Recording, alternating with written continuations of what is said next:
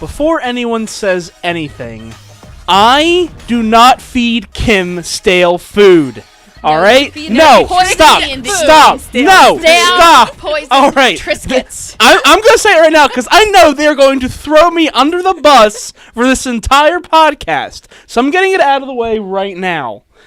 I wanted to recycle a box. Oh so he took the stale Triscuits, and instead of just finishing the Triscuits, he put them into the good Triscuit box. I didn't want Triscuits at the time. You could have just left the bag out. No, the bag would have opened. Oh my God. What a clip. It's called a clip. I didn't have one available at that second. Have a rubber band. Oh my God, I don't have rubber bands in this house. What about tape? No, I'm not going to waste a piece of tape on a bag. How about you just leave it in the box? Because I wanted to recycle the box. I was taking out recycling. Welcome, ladies and gentlemen, to Threading and Dreading.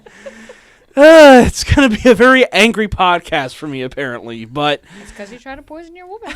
Poison her. Poison her with stale Triscuits. Slightly stale Triscuits. I don't even think they were stale. Wait, no, he admits it. No, slightly stale. I don't even think they were stale. No, they're not stale. They're not stale. Even if they were, how is that trying to poison her? With stale Triscuits. If I don't make it through this podcast, we know what kills me. The Triscuits. Yes. And that might be the lack of racist comments. But yeah, sadly, Paul couldn't make it this week, guys. But we do have otherwise a fairly full crew here tonight. To my right, we have someone who's checking her. I don't know what she's checking. No, I was looking at this thing. Oh, that was a gag gift from my mom for my birthday. It's a scavenger hunt. Yeah. You've got 3-star sapphire. Consumed with a kid's No. 3-star sapphire is in the scavenger hunt? Wow. I'm shocked by that. You've gone big. I'm a big kid now. But no, to explain what Alison is looking through, my mom got me this big flip book for my birthday. Hunt 2.0. Yeah, which is a big thing for like scavenger hunt. You're supposed to look through these pages and find stuff. It's basically Where's Waldo, but much bigger. But inside is what the real gift was. She got Kim and I 2 tickets for the Book of Mormon, which we were very appreciative of. So I'm really looking forward to seeing that. We actually have to find a date to go and see that. Yeah, but that's what the gift really was inside. So I really did appreciate that. But yeah, how you doing, Miss 3-star Sapphire? I'm doing good. That's good. Glad to hear it.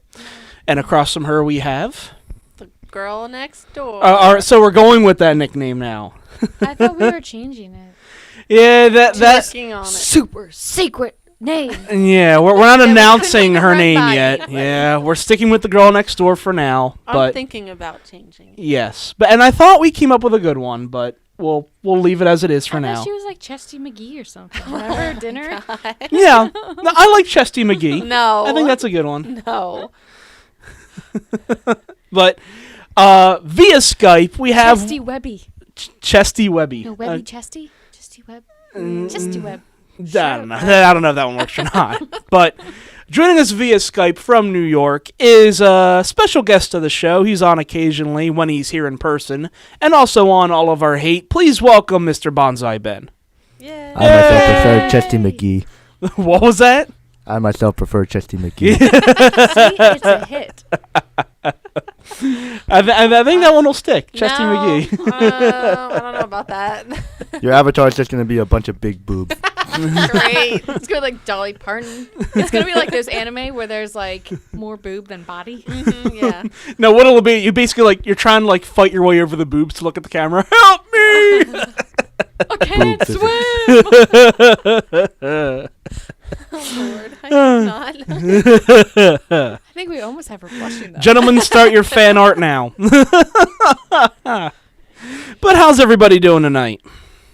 Just wonderful. Good. Glad to hear it. Ben, how's things up in New York? It's cold. It's windy. It's the same here. And rainy up there, too? Is it raining up there, too? Yes. It's just miserable. Like I don't get it how winter still hasn't left.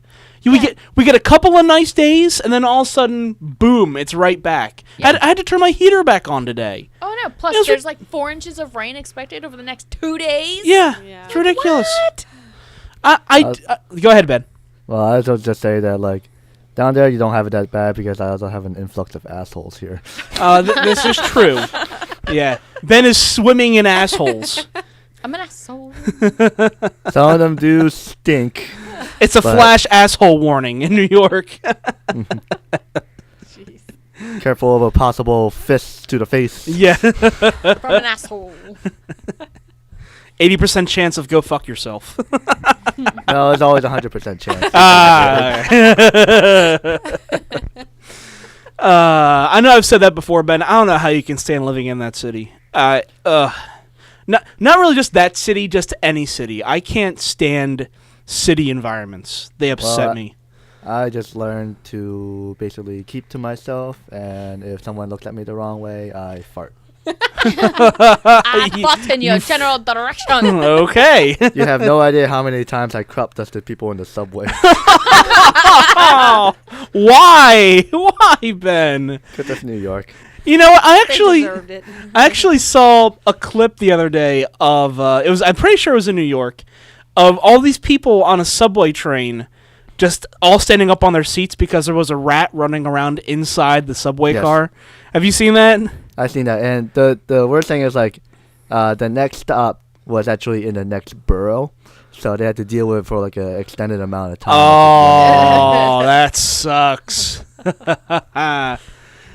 But I gotta wonder how, I don't think that'd be that uncommon of an occurrence in New York, because it's not. Thing is, subway rats go ahead. That's not the strangest animal to ride on the subway. Yeah. Wasn't there a Before shark? I seen a pigeon, and I wasn't actually on the train, but there was a baby shark. Right, yeah, Yeah. Kim was just saying that. Unfriggin' believable.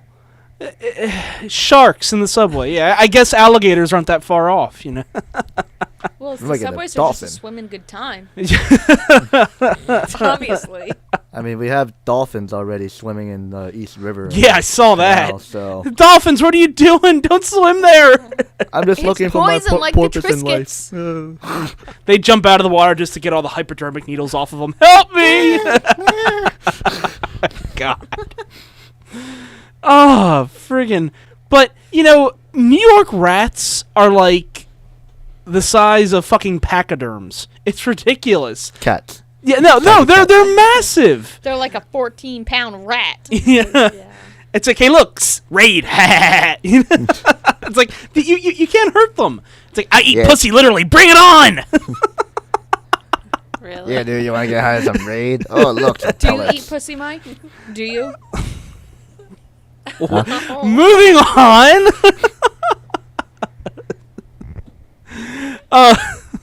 But Cut him off. Flustered. yeah, he got me flustered with that one.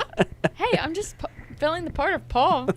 No, yeah, Some part. everyone's gonna be filling the part of Paul tonight. Right, so then it's rag on So Mike. everyone has to have one racist comment. I don't think that was quite racist. No. I don't Well, think we're so. leaving the racist comments right now to Donald Sterling. Yep. Yeah. Do you know who that Find is? a new venue though, because NBA kicked them out for life. Yep.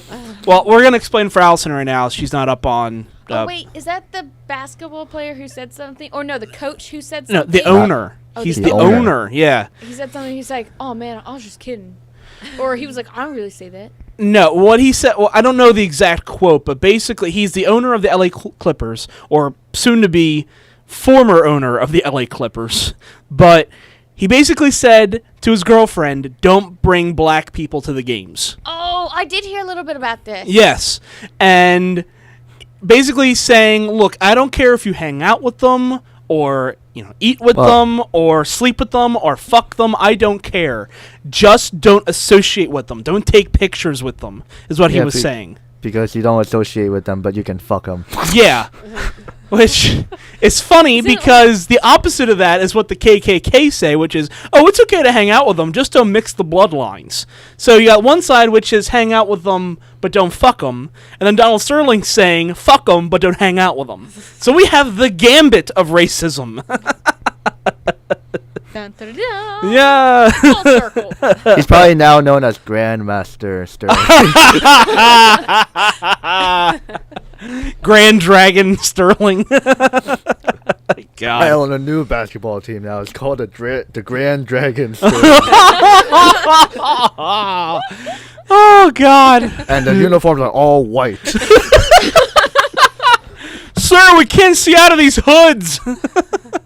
You guys wear them. This team uniform, or else you're kicked off. No contract for you. But yeah, he's in a bit of trouble. The NBA fined him $2.5 million today. Oh, I'm sure he can afford it. Oh, I'm sure he can afford it, but they Was that, also like, a week's paycheck for him. probably. But he also is banned for life from any Clippers game. No, the NBA in usual. Oh, just the NBA completely. Completely. Wow. So, like, any association with the LA Clippers and the NBA, they don't want him around. Wow. Now again, they haven't taken the team from him yet, but it's basically just You can have the team, but you can't do anything with the team. yeah. But it's pretty much just an eventuality. It'll happen pretty much any second now. They're going to take the team away from him. But if that happens, he'll probably end up suing the NBA because they really don't have the power to do that. Yeah, Well, 'cause they'd have to the buy thing it. is that what the commissioner is trying to do with Adam Silver is actually urging all the other owners to sign an agreement that will force him to sell the team. Right. Now, what they also said was, and they talked about this, I was telling Kim about this earlier, they're possibly going to say to the LA Clipper players, hey, you're all free agents now. You can play for whoever you want, which will basically make the team defunct. So basically, anyone could buy out the team because the team will be extremely cheap. Anyone can buy the team just to get a new owner in there. Now, that would suck for LA Clipper fans, but also it would get this guy out of there, Yeah, which I think the LA Clipper fans would appreciate. But we'll see what happens. It's a developing story, but yeah, fuck that guy. Screw you Especially guys. if it's I'm a gonna. big black dick. Wow. But on to better news. Kim and I recently went to Wilm Film, which was a really good time. Most of it. Most of it, yeah. Now we didn't see much. Now, what everybody on the other side of this podcast does not see was Kim's expression when Mike was like, "We had a really good time." Yeah. No, well, she's only thinking about one film in particular. Everything else we saw was good. The first thing we saw was Philomena, which Yes. was very good. Yes. I would highly recommend. I think it's out on Blu-ray now. I think. Probably. Yeah, but so if you get a chance, definitely check it out. I would highly recommend Or it. it's at least on Netflix, I think. Yeah, something like that. But after that, we saw another film, which Plug. yeah, plug. Ratings went up. This podcast is brought to you by Philomena, now on Blu-ray and DVD with special features. Don't forget to like and subscribe. But we try to see all the local films when we go to Wilm Film. We try to see all the Delaware films and all the ones by Delaware filmmakers. And Where's your film? Oh, well, that sadly wasn't in the cards this year. Maybe next year. Work in progress. It's a work in We need to progress. get you yeah. into this Will Film thing. I'm a Wilm? Wilmington Film thing, whatever. But no, I hopefully will have one in there next year.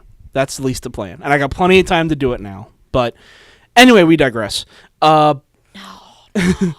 We try to see all the local films, and one of the ones that was right after Philomena was a film called Head Cases, Serial Killers of the Delaware Valley. Which I'm like, that sounds really interesting. Right. Now, here's the thing. On the website for Wilm Film, they only had the title. That was it. Okay. Some of the films had IMDb pages, so you could go and click and see a little synopsis of what the film was. Oh, that's nice. But not this one. This was a local film, so it didn't have an IMDb page yet.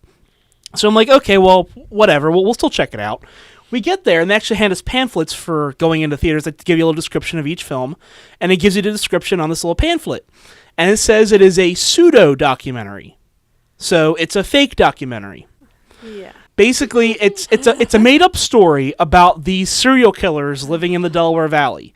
Now, in and of itself, that's still not a bad thing. We've seen pseudo-documentaries before. Stuff like, what would be a good example? Like Poughkeepsie Tapes, which is something Kim and I saw. But for something more popular, it would be something like Quarantine or Cannibal Holocaust. I'd or, say borderline like Blair Witch. Yes. Because they actually like go back and like try to right. figure out what happened to these kids. Right. It's meant to be like found footage, but done in the style of a documentary. Right. Like they keep cutting away. Almost like kind of like District 9 did in the beginning. How they kept showing clips of other people talking about the main character, but then cutting back to the story of the main character. Okay. So in and of itself, that's not a bad idea. All right. So we get in there, and we find out this is the 4th film in a series. The 4th. The 4th. Yeah. They make no mention of that in the description. So we're like, okay. Well, another thing. Now, it ended up being that didn't matter, because they basically summed up all the other films in the beginning. Okay. So it didn't matter. The problem here is that this pseudo-documentary ran for a little less than 2 hours. And by a little, like 3 minutes less than 2 hours. It was an hour and 57 minutes. Even a fake documentary should only run for about an hour and 10 minutes. Tops. Documentaries should not run that long. They're very short. Well, they're not short films, but they're in their own category. They don't have to run that long. Unless you're doing something on, like, the Holocaust or, the Russian Revolution. Just, Big topics. Yeah. Yeah. Something with a lot of information. on Right, them. exactly. This is a pseudo-documentary. You don't have to go through that much. And it looked like what they did was just pull clips from their other 3 films and stuck them in with a voiceover. And not only that, but reuse them throughout the same movie. Yeah. Over and over They again. kept showing the same clips over and over. And not only that, but the performances half of them were really bad. There's only maybe, I think, one good performance in the entire film. They kept bringing up characters who we just didn't care about. And towards the end, I could have sworn this was a 3-hour film. You're like, It was are the we movie done that yet? never ended. There were shots. This is a There were song shots that just did not cut. They didn't cut. It just kept going with the same shot. I'm like, do something. Yeah. Oh my God. We just sat there just like the characters are just walking around, just looking at stuff. That was my biggest complaint. There was no action. There was no like real story. There was no Right. build up. There was no climax. There was no anything. Right. Like you don't have to have a resolution at the end, but And there even wasn't anything going on. Right. It was like so boring. and they even try to throw in this little twist at the end, if you could call it a twist. They make mention of this suitcase that the serial killer had that says big mystery throughout the film, like, oh, what's in this suitcase? And they show it at the end, and it's something that was basically spelt out in the beginning of the film if you had 2 cents of a mind. It's like, okay, we know that would have happened. How is this a fucking twist? Oh my God. We sat there, and the thing is, the director and producer were there for the film, and they had a Q&A afterwards. Kim and I just walked out. Like, if I had stayed there and asked questions, I probably would have gotten in a fight. We walked out and we were like, no, this was fucking bullshit. I have a question. Yes, you, sir. What the fuck was that? Next question, please. What did you film it with? A potato? Yes, you, ma'am, in the background. Go fuck yourself! That's not a question. I know. It's Close a command. enough. Now do it. It will be a better film than what you just showed us 2 hours ago. Man, it just hurt, because up until that point, we were saying to ourselves, can Delaware produce a decent film? Because last year at Wilm Film, which was the festival's inaugural year, there were only 2 Delaware films. One of them was called The People's Report, which admittedly was a documentary, and it was actually pretty good. That was very good. Yes, and it was a documentary about crime in Wilmington. And it was done very well. It was a joint effort between University of Delaware and Delaware State. They had this great group come together, and it was good. And they had another Q&A afterwards. It was very supportive, trying to figure out how to solve this issue. It was good. Then we saw another one later that night, which was called Yes, Your Tide is Cold and Dark, Sir. Yes, that's the full title of the film. Yes, Your Tide is Cold and Dark, Sir. For those of you who can't see the facial expression, it's this blank stare like deer in the headlights, like, what? Yeah, And that movie was the biggest piece of pseudo-intellectual crap I've ever seen. I think Delaware found their Tommy Wiseau with that film. That's how bad that movie was. Well, And this Head Cases was on par with that, but for completely different reasons. Yeah, completely different, but just as terrible. Yeah, just as terrible. Just as much of a piece of shit as the other one. Right.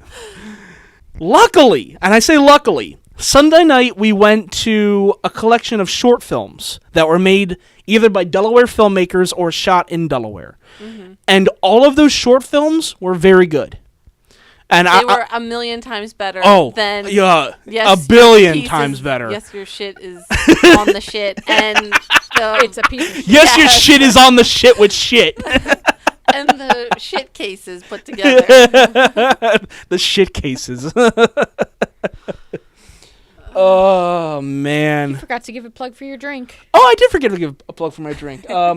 Allison was kind enough to bring me a brew the other day, which is the Dogfish Head 90-minute Imperial IPA, which is very, very good. So thank you, Allison. Is Imperial IPA different than a regular? I'm not sure. It's not communist. Touche. There's like a couple, and I was like, I'm going to go 90. No, 90 is very good. It's a perfect medium. The 120-minute is extremely strong. And if I'm in the right mood, I might drink it, but it's extremely better. It's like chewing hops. It's really bad. But this, I love this, so thank you. But And he's getting drunk. yeah. But all of the short films were very good.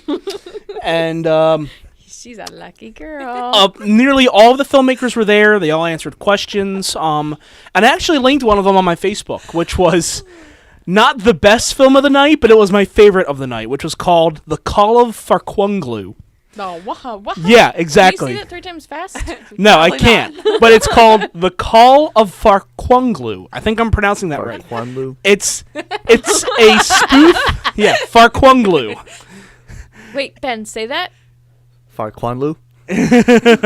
Close enough. At first I thought you said The Call of Cthulhu. I was like, oh, I missed that film, damn it. No. You're close, because it's an H.P. Lovecraft spoof. It's supposed to be Cthulhu. But it's Farquunglu. Yeah. Farquunglu, yes. Shut up. Yeah. Screw you guys.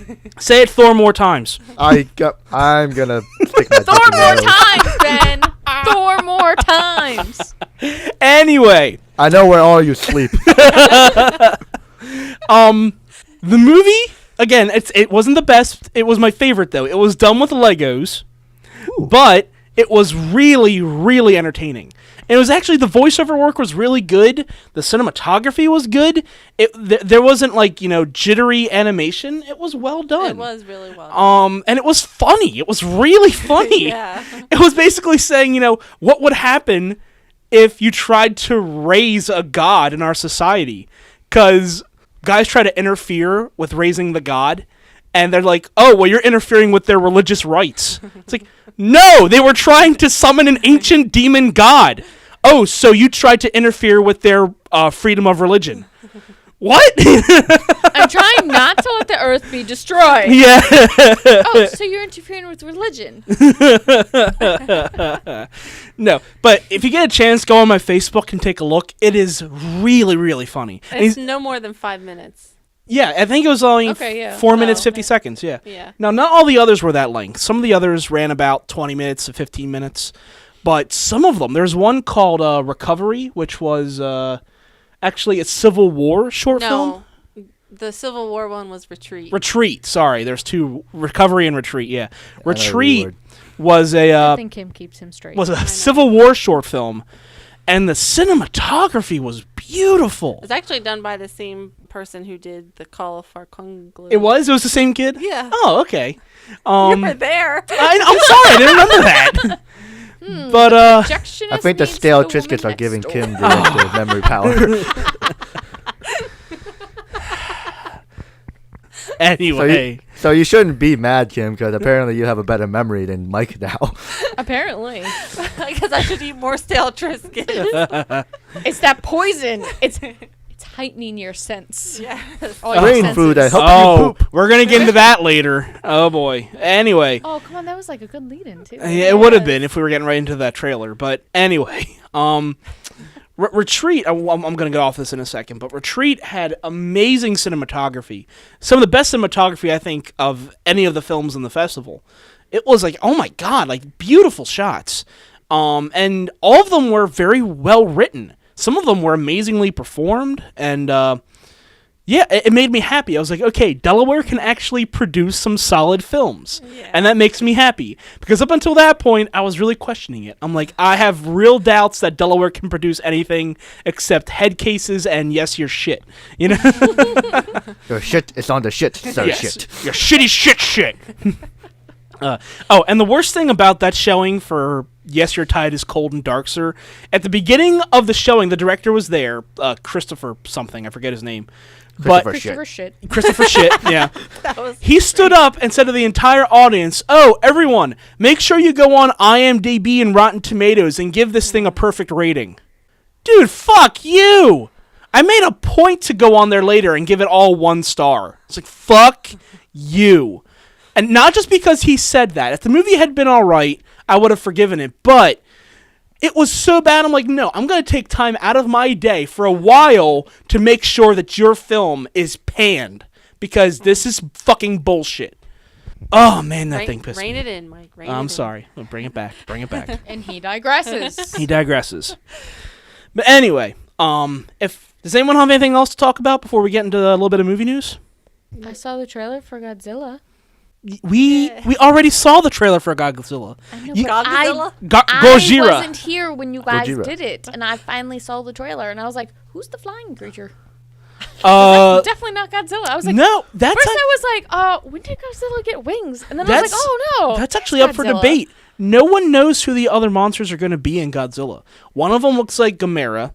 One of them looks like Mothra, except it's a strange design if it is Mothra. So no one knows who the other monsters are. I think there's a shrimp dude. A shrimp dude? I was watching, I don't know how I got to it, but I saw a picture of like Godzilla, and he had like a shrimp over his head. I mean, it's like a massive shrimp thing, but... A massive shrimp a prawn. A prawn. Thing. Except it was more like an armadillo meets a prawn. So it's a giant sushi with legs. Okay, was it the size of Godzilla? Yeah. Okay, that might have been Gamera. And it's not a shrimp prawn thing. It's actually more like a turtle. But it has a lot of legs. Okay, this thing kind of reminded me of like a big shrimp. Okay. Now there was an image of something like that in one of the original teasers, so it could have been that. Okay. Again, there's obviously other monsters in here, and we don't know what the other monsters are yet. The only one you obviously know is in there is Godzilla, but he's fighting something else. Yeah. So I'm getting really excited for that movie. That may be one of the few I see on midnight. It Sorry, looked like Kim. they did a classic Godzilla look too, not like a new one. Not like the 98 Broderick one. Yeah, that bullshit. No, not the dinosaur. I mean, they did like classic Japanese Godzilla. I was like, all right, this is enticing. Yeah, I'm really looking forward to it. Yeah. So that's my side note. I know you. Okay. But anyway, a big piece of news that came out just this morning. Yeah. I made a bring out of them. No, the news right now is that they have announced the cast for Star Wars 7. Oh, I saw that. Mm-hmm. Why didn't you? And So, no, just wait. So here's the official update that was put out by LucasArts. And Disney? Yeah, Disney, yes.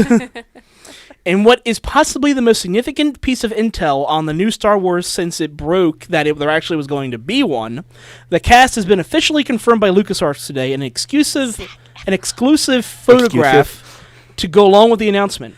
Actors John Boyega, Daisy Ridley, Adam Driver, Oscar Isaac, Andy Serkis, Domhnall Gleeson, and Max von Sydow will join the original stars of the saga, Harrison Ford, Carrie Fisher, Mark Hamill, Anthony Daniels, Peter Mayhew, and Kenny Baker in the new film. So basically, they're bringing back all the original cast and bringing in some damn good ones. I am so excited that Andy Serkis and Max von Sydow are going to be in this. That makes me so happy. I'm like, oh my god, thank you. That's perfect casting. I don't even know what they're playing, but I'm just glad they hired them. because like I've said before, Andy Serkis is one of the best physical actors in the industry right now. So if they do some sort of motion capture with him being some sort of creature, it'll be perfect. I can guarantee They'll it. probably put him as an Ewok. What's that? They'll probably put him as an Ewok. Yes! He needs to be an A Ewok. little tiny Ewok in a little suit walking around. They're so cute. Are they gonna get an Asian guy to be a second version of Jar Jar Binks? Oh. If so, We I'm don't open mention for his the part. name. so Ben. funny. You I'm see, open for the that part. was so funny. We don't mention his name, Ben. Okay. You get Misa, not happy. you get 20 lashings with a wet noodle. Oh, we don't talk about Jar Jar Binks. Okay, I go now. Okay. Misa, one big stereotype. Oh, you want the pork noodle with the fried eyes? Okay. Oh Oh, my wrong Jar Jar God. Binks. Okay, bye. Anyway, so they're going to start shooting in a couple of weeks, and the movie is planned to open on December 18th, 2015. The script is being finished by J.J. Abrams, who's also directing, along with Lawrence Kasdan, and this has been confirmed about the script. It will be taking place 30 years after the events of Return of the Jedi. So the characters being older will make sense. This is going to be 30 years after the events of Return of the Jedi. Wow. So... It is almost 30 years. Almost, yeah. Years. So Okay. it I works was out like- perfectly. Didn't it come out in like the... 81. Okay. Yeah, I was like, it was like I 80s. knew it was early. Yeah, it came out 81. 'Cause I knew the So first one was like 79. Yeah. 77. was like- yeah. I think it came out before I was born. Yeah. But no, I'm very excited for this. I don't know some of the smaller names on here, but I only know one of the names on there. Yeah. who's that? Andy Serkis? Yeah. Yeah. I don't know anyone. Um, And I had to think about that. I was like, I know that name. I know Adam Driver and I know Daisy Ridley. The others I don't know. John Bogoya. That sounds familiar though. Domhnall Gleeson. I don't know him, but Max von Sydow. Phenomenally good actor. Who's He he? was actually in Shutter Island. That's probably what you know him from. He was one of the doctors on Shutter Island. No, I never saw the movie Shutter Island. I read Oh, the book. read the book. I'm sorry. He was an actor in the book. Yes. Oh. I mean, the movie adoption of the book. Obviously, you should know exactly what he looks like. Because you read the book. Yes. I mean, he's been in much more than that, obviously. I can't think of any more off the top of my head, sadly. But Okay. but he's a very solid actor. And the original cast, again, is returning. They're just putting out some set pics. They're just showing a few of the production stills. Nothing big yet, but they've shown, like, the construction of, like, doors and walls and stuff like that. So it's underway. And I'm excited because this appears to be a very solid cast. And I'm trusting J.J. Abrams on this. Yeah, but like, no, Mark Hamill, and he did not age well. No. No, he did well, not. He did terrible. No offense, neither did Carrie Fisher. No. That's true. Harrison Ford, you could jazz him up a bit and he'd be okay. He's still asking to do an Indy 5. And I'm like, please don't. Please Indy leave 4 it alone. sucked. It Well, if they blew. had better writing. Yeah, You take, don't not know. have take it out of the aliens. hands of Yeah. George Lucas. Get it away from him, and it could actually be So he'll decent. stop raping Yeah. Man. But anyway, so that's the bit of news about Star Wars, and I'm excited for it. I think it's a very solid cast. Again, I don't know all of the names, but the ones that are on there, I think it'll be good. The one that kind of worries me is Peter Mayhew. He was the original actor who did Chewbacca. He's coming back. And I'm just thinking, wow. Sorry, That I was was the like best the impression. I think Kim should get the part. Wow. What'd you say, Ben? Was it Kim that did that? No, that was Allison. Allison. Okay, Alison should get the part then. Oh wait, that's not Chewbacca. That's sounds Sounds like like he's drowning. no. It sounds like I'm trying to get into Scuttle. like raw. Sounds like Shamu in pain. it's Pee Wee Herman with a dry throat. Oh my god. Yeah, exactly.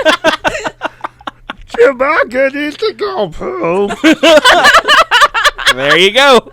You got the part, Ben. Sold. But no, that actor is, I think, 69 or 70 now.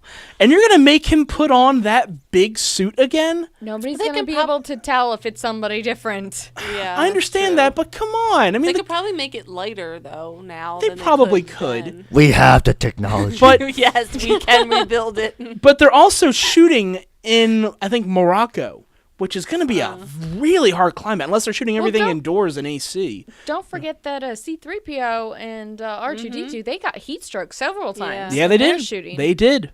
Now, again, the original shoots were done with a hope and a prayer. They had no funding for the original Star Wars. Hey, they made it work. Oh, they made it work, which is what is made the film so much better. I mean, everything was really just thrown together with, like duct tape and tin foil and a little bit of glue. And it doesn't, but it still looked great.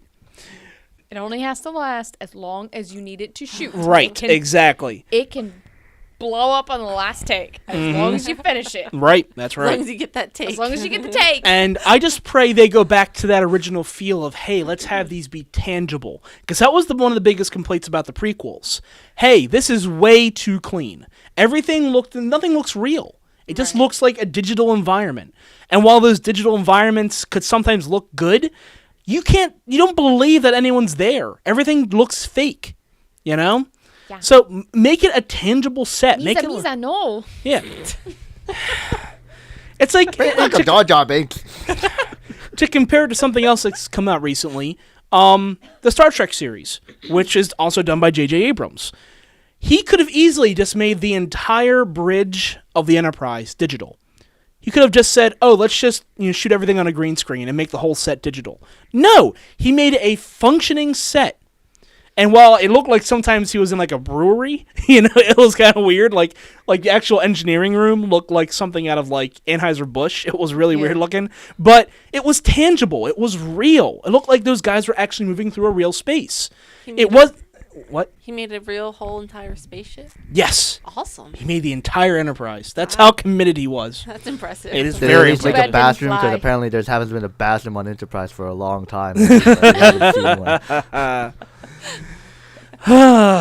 Anyway, moving on from that, something that Kim and I were discussing is basically the revamping of the 80s and 90s in the last few years, which is a Gem live-action film is on the way. Oh my god, I saw that and I was like, what? Yeah. I actually had to watch it twice and like read it twice and I was like, Yeah. really? Yeah. That was everyone's reaction at first, like, Gem? Really? Gem? Gem is exciting. And like, Hey, I had Gem dolls. I don't know. There's nothing wrong with Gem. But admittedly, of all the 80s, 90s cartoons, it was not the biggest one. I mean, maybe not for dudes. I know. Everybody had a Gem doll. It was Yeah. Gem. Did you know she was much bigger than a regular Barbie? Oh, yeah. too. And she had real big feet, Yeah, too. she was like a Huge man. feet. The Gem Barbie I'm doll. all about the little bro. I'm all about the My Little Pony, bro. oh, God. My Little Pony. Ben, My Little Brony. I will knock you out of this podcast now. We love you, Ben. We do. No, I don't have a My Little Pony. I will shut this laptop now, you fucking clopper. Stop it. No, but I Gem had was Legos definitely instead. big. Well, I understand it ran for 3 or 4 years. I understand it obviously had to have some sort of fan base, but it actually got bought up by Hasbro, I think, towards the Yeah. end. Yeah. But so that this is going to be a Hasbro film, just like in line with the Transformer films. Now, a little bit of news about this. They actually have done a little bit of casting, and they've set some stuff up. It's going to be directed by John M. Chu. Now, if you're asking who that is, he John M. was... Chu. What? John M. Chu. And John M. Chu. God bless you. Thank you. I was waiting for somebody to catch up on that one. If you're asking who this guy is, he recently directed G.I. Joe Retaliation, which was not good. And he also directed after the Cobra one? Justin Bieber's Believe. I hate this film Yes. already. They got the director of Justin Bieber's Believe to direct the Gem film. Dude, he got held up in customs and like did lots of searches, apparently. Bieber? Yeah. When he was like coming back to the States. Fuck him. They're like, we're gonna have to do all these searches and stuff. I was like, Stuff. And stuff. apparently it was like hours and hours. I was like, sucks be you. Yeah. Dude, apparently it's a rap sheet. Yeah, he was arrested for throwing eggs It's a- or Oh, something bro, at yeah, his yeah, yeah. neighbor. It was a felony charge. Yeah, it was a felony charge. He and did. I don't know how they estimated, but he did about over $20,000 worth of damage by throwing eggs at his neighbor's house. Christ. Wow. Were they wrong? There was something else though, wasn't it? It wasn't drinking and driving, but it was something else, wasn't it? Is he old enough? No, to it was drag racing. Oh, drag racing. That's right. And I yeah. think, but I think it was also like he also had a little bit of alcohol in him. Okay. Again, So he is also was struck with a DUI. old enough to drink? No, he's not. He's Okay. 18, I think. I don't know, but he's still underage. But anyway, yeah, they're getting the director of Believe to do this film. And the girl cast as Jem is she's from a show called Nashville, which I've not seen, but her name is Audrey Peoples. And you may know her as one of the stars of Sharknado. Oh. Yeah. That's what everyone knows her as now. She was I think she was the daughter in Sharknado. I never saw Sharknado, but it's on Netflix now. Yep. Well, you should watch it. Okay, maybe. I But will. my first thought is you don't want to recast anyone from Sharknado. Are you kidding me? That was such a big hit. They took it from TV and put it in the theaters. Who fucking cares? Look, I watched it. I laughed at it. Fine. But that doesn't mean it was a good film. And no one should be proud of it. But dude, it's a Sharknado. Exactly. It's like Kim and I the other day watched Big Ass Spider. Did you see that? Oh, no. It was for sale in a Chinese DVD store. Yeah. And I'm you know, sure that that movie was good as what is it? Dino Croc yeah. or there was one verse another. Mega Shark versus Giant Octopus. That was one. Yeah, something like that. And I was like, Oh, there's also what? Sharktopus. Sharktopus, yes. Yeah. Oh, yeah, Nate and I actually watched that for like 10 minutes. We were like, all right, we just got to see what the thing looks like. Uh-huh. And it showed It's it within the ridiculous. first 10 minutes. We're like, all right, we're done. And just before Sharknado, they had another one called Sand Sharks, which wasn't just like, there is an actual thing called sand sharks. Right, no. It wasn't that. It was sharks swimming through the beach, through the actual sand. Well, obviously that's what a sand shark is. That just makes sense. Fuck logic. I mean, because You know- sand is so fluid. You know what they need to do? What's that? 90 shows, make a live movie version of Street Sharks. Oh my God, yes! No, Ben, I was talking about that. Wait, did they have like shark heads and they were like Yes! kind of like a New York City No, like yeah. Yo Boy Yeah, kind now of? everyone called them a ripoff of Ninja Turtles, but they weren't. They were actually really badass, and I liked them. Just like Ninja Turtles. Yeah. Now there were other spoofs like that. There was another one like Battletoads. Battletoads was kind of a ripoff of that too. But I Battletoads loved are awesome, Battletoads. too. What? Battletoads are pretty awesome. Oh, too, and the so. video game, the old NES game, was so much fun. One of the hardest fucking games ever. Oh no, it was hard, but it was really fun. Because that was one of the first games where it was co-op, but there was also friendly fire, where you could like beat the shit out of your friend, and it was fun. Because obviously that's the best part. Yeah, so you would just sit there and you just Screw be you, hit. you're You'd gonna be hit me. I'm gonna hit you back. yeah, you would just hit your friend half the time. You're like, stop fucking hitting me off the map, you know. But anyway, getting back to Jem, I'm worried about this just because, again, of the director, of the cast. They've also cast some of the supporting cast. Let's see. They have Stephanie Scott as Jem's sister Kimber, Haley Kiyoko as Aja, or Aja, I don't know Aja. how. Aja, that's pronounced. Aja. And then Aura Perinu as Shauna. No, I did not just watch most of these on Netflix. Oh.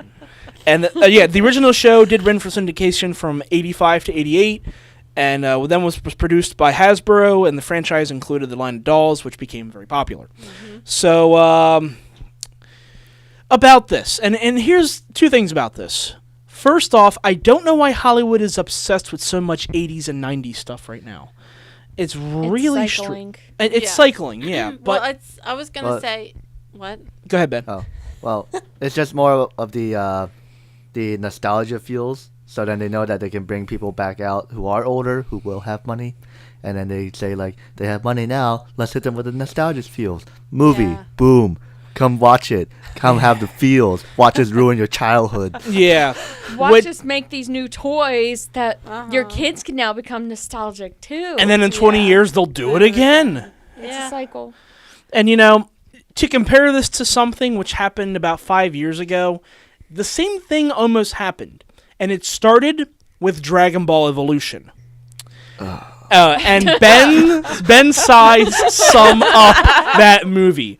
They said, look, and this is what 20th Century Fox did. I'm pretty sure it was 20th Century Fox. They just started buying up the names to properties. And we're just going to release this stuff on just the name recognition value, on just the nostalgia, and people will come in and see it just like that. Fuck the screenplay, fuck the cast, it doesn't matter who we get for it, just shove it out there with the name and people will see it. I think I did see the Dragon Ball Z, and I was like, huh. Wait, now, did you watch Dragon Ball Z, the No. cartoon, or the movie? Because The movie. okay, because that was called The Dragon live Ball action. Evolution. Oh, sorry. Yeah. I was like, huh. Yeah, and it was Okay. really, really bad. Oh my god, besides the fact that they made Goku white, which is weird. Racist. Yeah. Racist! Piccolo Was not looked green. He was peach flesh color. Yeah, and he looked like Rocky Dennis. I don't know what the fuck they were doing with Piccolo, but he just looked bad. He looked really bad. And then Admittedly, when did Chow Bulma Yun have Fat guns? as Master Roshi was pretty cool, but that was the only good thing, just seeing him as Master Roshi. But again, he was bad in it. I was like, oh, God. But anyway, that's what they're doing right now. They're just buying up these names for properties and just banking off the name. I don't know if there's going to be any, care or tenderness put into this Gem movie. I don't think anyone cares. The fans will care. Anyone who's nostalgic for this show will care, but not the studio. They're just saying, oh, look, we got the name. Just shove it out there. But see, once we're in there and we're watching it, they've already got our money. Yeah, so don't pay them. Don't see it. See, that's the thing that I want to do with the Michael Bay Ninja Turtle movie, is that I want to see it to decide whether or not he did an okay job, but I don't want to give him money. Right, exactly. You're like, if I like it, I'll buy it, and then I'll give you money. Yeah. Now, if I'll... I don't even want to say this. If I Say want to it. see it, I'll torrent it, and if it's good, then I'll give you a ticket for it. I'll give you a $10 bill. The Projectionist does not endorse torrent. You didn't hear that here, folks. No. Support your films, please. Don't go out and steal them, please. Right. Steal Michael Bay films. No. It's This not really podcast stealing, is not since he kind of condoning any stole your stealing childhood of music away or anyways. copywriting of Yeah, material. pretty much. It's retribution. Moving on from No, that. wait. Oh, yeah, sorry, I Kim. wanted to make a point. Okay, no, go ahead. I'm sorry. Pause for Kim. Thank you. Like you were saying before, like, why would they pick Gem and all this stuff? They've done this before when we were probably like 10, 15 years ago. They did 70s cartoons. They did Josie and the Pussycats. They Yeah, did. they- Why They would did you them. choose Josie and the Pussycats out of all of these cartoons? Well, Right. it's just one that they picked out of a hat, probably. And then the same and thing they with could get the Scooby-Doo. rights to, right? Right. And yeah, stuff like that. So it's not anything new. It's just something It's- that they It's can from our make. childhood versus It's that time to like hit. 10 years right. ahead of us. Right. Right. Yeah. It's like how in about 5 or 6 years' time we'll probably see a Johnny Bravo film or Yes. a Dexter's Lab film, which admittedly I would love to see. I would like to see the lab film. Johnny Bravo is the last true chauvinist. I love him. Oh my god. And someone made a comparison the other day. They said Johnny Bravo was the child of Elvis and Cher. Just the way he talked. I was like, that's actually pretty close. You do know what I do want to see live action, and I hope they do a good job if they do decide to do it. What's that? I want to see a Freakazoid movie. Oh man, Freakazoid. yes.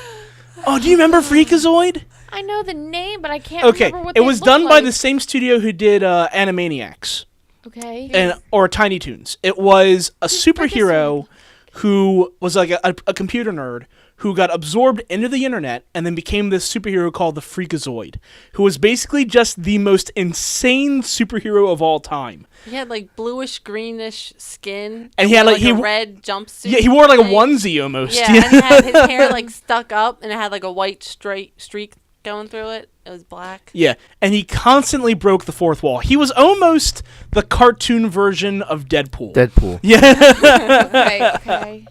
I'm kind of like vaguely remembering him. I'll definitely have to Google him when I get home, just so I can be like, yes. I still remember the Freak Oh, song, Ben. okay, Or we're the getting Freak some song, wow, the theme song. You remember the theme Freak song, song. Ben? Yeah, the Freak song. Sing it. Freakazoid, Freakazoid, Run around in underwear. Freakazoid, Freakazoid. Oh, wait, okay, yeah. She pulled up a picture of Freakazoid. Yes, I now remember that dude. Yeah. Yep. That's kind of what I was picturing. He's here to save the nation, so stay tuned to this station. Otherwise, we'll be unemployed. Freakazoid, Freakazoid. Oh my god, that was such a good theme song. No hidden agenda there. None. Moving on from that, again, a little bit more of 90s nostalgia. The Goosebumps film has begun filming. Just one? No, just one, yeah. Just one? They've Is done it gonna- like tons of TV shows already. Yeah. Yeah, they have. Are they gonna? They don't know what they're gonna do. Is it like they're not gonna redo a story Like- that they did in the TV show, or is it gonna be a compilation of stories, or just? It's going to one? be a compilation, and here's what they're doing, from That's what I've stupid. read here. Rob Letterman is set to direct, and from the screenplay from Darren Lemke and Mike White, who I have not heard of before. But it is based off, of course, the popular series of books called Goosebumps, which ran from syndication from, let's see, started in 1992 and ran, I think they're still Forever. running. Yeah, they might still be running. I But it started in remember 1992. Collecting the. Yes. The film is set to be I did released too. in March Single one. 23rd, 2016. So they got 2 years to make this, actually. And here's the plot line that's been released by the studio. In Goosebumps, upset about moving to a big city from a new town, teenager Zach Cooper, played by Dylan Mignette, finds a silver lining when he meets a beautiful girl, Hannah O'Dea Rush, living right next door. But every silver lining has a cloud. And Zach comes to learn that Hannah has a mysterious dad who is revealed to be R.L. Stein himself, played by Jack Black. Oh. Really? Really? Ah! Oh my god! Okay, I was waiting for your expressions when I said that. It was like building her up, and like the Building. biggest smile, and then played by Jack Black. Oh. Yes, R.L. Saddest Stein. face R.L. ever. Stein is a character in this movie, and he's played by Jack Black. Is he going to be yelling the entire time? I don't know. Yeah! Yeah! You don't understand me? Yeah! Look, I have a love-hate relationship with Jack Black. You love to hate him?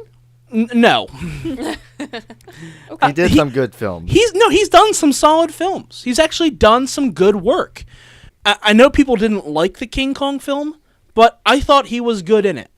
And there was I forget God, what was the one he had? It was with Kate Winslet, and it was like a romantic comedy almost. Shallow Hal.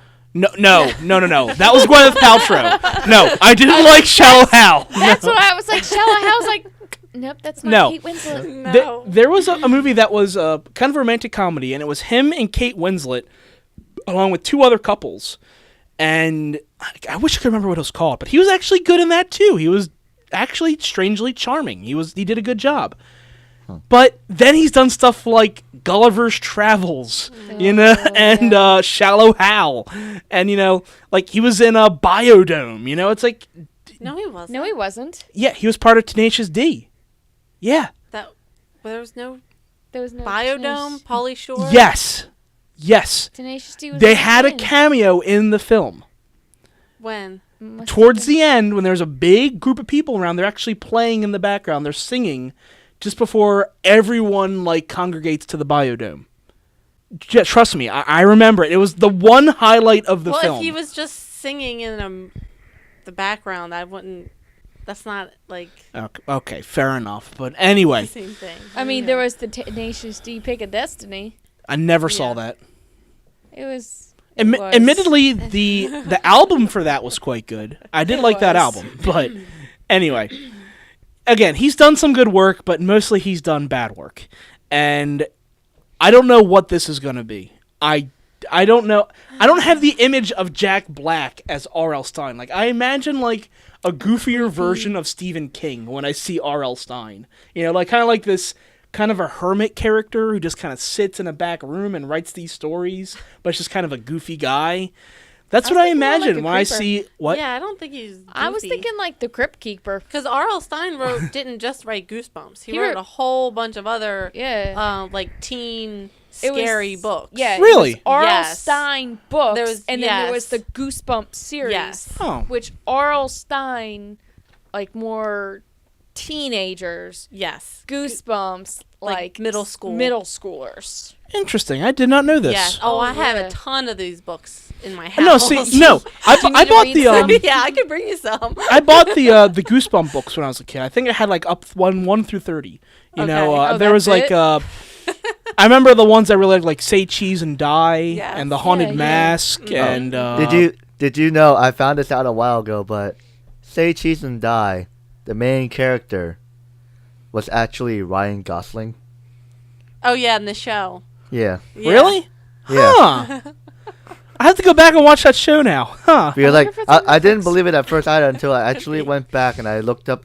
I think the episode is on YouTube, and I looked it up, and sure enough, it was a very, very young version of Ryan Gosling. Dude, isn't it amazing when you see these actors? You're like, oh my God, there they are! No way! It can't be them. And then you look them up, and you're like, I'm not crazy. Yeah. And like that's also why I kept forgetting that Tom Cruise was in The Outsiders. Yep, that's right. Really? Yeah. Yeah. Along with it was also Patrick Swayze, right? Was he in Outsiders? I think so. Did he have a shirt on? Because he has a lot of shirtless movies. He had a shirt on, but it was so tight that it looks like that he just painted himself in black paint. Oh, close enough to a shirt off then. But anyway, the last little bit about Goosebumps here. Yeah, the original Scholastic series sold over 350 million books worldwide in over 32 languages. Actually, 32 languages. And they've been receiving critical acclaim ever since. They're good books. For kids' books, yeah, they were very good. So I hope they treat this with care.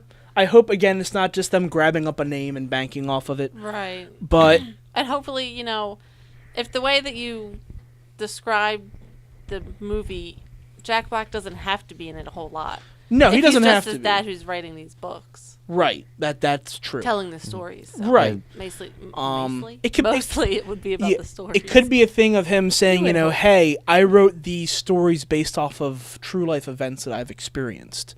And the kids are somehow going through this haunted stuff too. Yeah. It could be something like that. So maybe Jack Black's just off in the background, just makes like an appearance here or there. Yeah. So we'll see. Yeah. But getting into the trailers, first one. Boy. Yeah, oh boy. First one we have tonight, which had the internet abuzz a couple weeks ago, which is Lucy. It is estimated most human beings only use 10% of their brain's capacity. Imagine if we could access 100%. Interesting things begin to happen. Yes? Professor Norman, my name's Lucy. I just read all your research on the human brain. It's a little rudimentary, but you're on the right track. Thank you. I have access to 28% of my cerebral capacity. I can feel every living thing. Since when did you start writing Chinese? Since an hour ago. What happens when she reaches 100%? I have no idea. I'm kind of happy and sad that Paul isn't here for this one, because I have a feeling we would fight about this. It would make for good entertainment for you guys listening, but it would probably piss me the hell off. If you want, I can just tell you that you're wrong every 10 seconds. Okay. You're wrong! No, but here's the thing. Wrong. You're wrong because fuck you. That's racist! Is Paul there with you? Wow. No, I actually possess Paul's soul. So. Anyway, this trailer has me worried about a few things. Now, the premise in and of itself isn't what worries me. What they're doing with this girl, smuggling drugs into her body, and then trying to get it across, I guess, country lines. That isn't the problem with this film. What I have exception with is two things. One, what the hell is this drug that gives you, supernatural abilities? Right. And why the hell would you have to smuggle it? Why would it be illegal? Why doesn't the government have their hands on something like this? And it Meth. seemed like they had a whole lot of it, too. Yeah, they had like 4 bags of it. Yeah, I Yeah. noticed that. I was like, okay, there's like multiple bags. Did they take multiple people? Right. Yeah. Little weird. And by the way, that's not even like, if you're going to do that, they have people who shove shit up their ass to smuggle it across, country lines. Yeah, but people Butt chugging. there. Fair enough. But here's... Plus, it was a really big bag. Yeah, this is true. But anyway. Be like pooping a bowling ball, man. Anyway. The issue I have with this movie is its overall background premise, how they're setting up what Scarlett Johansson does as a main character.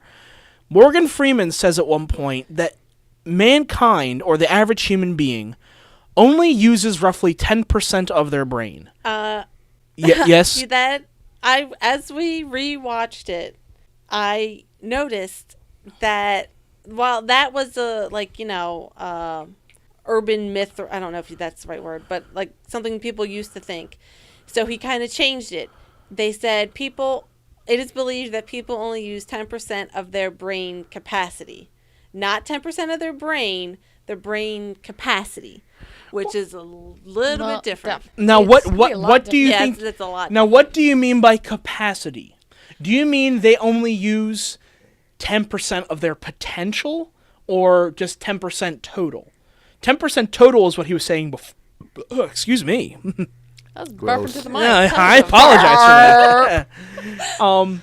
10% total is what he was saying before. Now he's just saying 10% of their potential. Is that what you're saying? No, that's what he said in the trailer. He said, Right. It is believed people only use 10% of their brain capacity. That's not the same thing as having a brain, cutting off 10% of this brain and saying that's only what you use. Okay, I understand that, but it's still bullshit. Because here's the thing. But I'm saying that's kind of That's how they're trying to get around it. That you're Right, making. right. Because I already know what you're going to say. I've Right. heard it probably 20 times. I'm sorry. I'm sorry. Boy, was he ranting and raving Oh before yes. I got here? Oh yes. I've Not been our- ranting a Our lot about this. projectionist. No, he doesn't rage. No, never. Never. Well, okay. I can see what you're saying. They're trying to basically get around that urban myth, Right. which has been disproved thousands of times Yes. over. But it's still bullshit Okay. because the human brain. You're wrong. You're wrong. Yes. Thank you, Allison. The human brain is, to this day, the most complicated organ, in the history of all species. Of, no matter, what you examine, the brain is still being mapped. And every single microbe of your brain is used on a daily basis. There are reasons why when people get into car accidents and their brain is damaged a little bit, that they cannot function anymore, even if it's just bruised in one little area. They're saying that you're not using all parts of your brain to their fullest capacity. So what you're saying is the portion of my brain that has speech, I'm not using 100% of it, I'm only using 10% of it. The part of my brain that has sight, I'm only using 10% of it. I'm not using 100% You're not using it to its full capacity. Bullshit. I'm just saying that's what they're arguing. Okay, and I get that. Even like if you're saying people who have brain damage still function, that's probably what part of helps their argument. Like, okay, that just knocks down your percentage a little bit more. You're still using it, but not to full capacity. Okay. I'm just playing devil's Plus, advocate. all right, I understand plus, that. do they Right. saying capacity as in like able to control, or is it Right. capacity as you have your whole brain? There are some things that you can't control no matter what you do. They're reactions. Yeah, that's true. So if we'll say 50% of your brain function total is just reactions. You don't have control over those reactions. Right. They are Right. just it's autonomous to itself. It's Yeah. not something All that right. you They can just tick control. together. Okay, now So of that 50% of your total brain, maybe you only use 10% of that 50% that's left for you to actively use it to do something. okay, I understand that point too, but I like to think the brain is a multifaceted tool.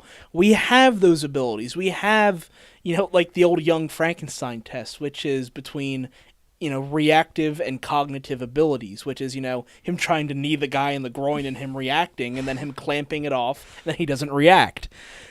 I understand that, but the brain is a multifaceted tool. Multiple things do multiple things for your body.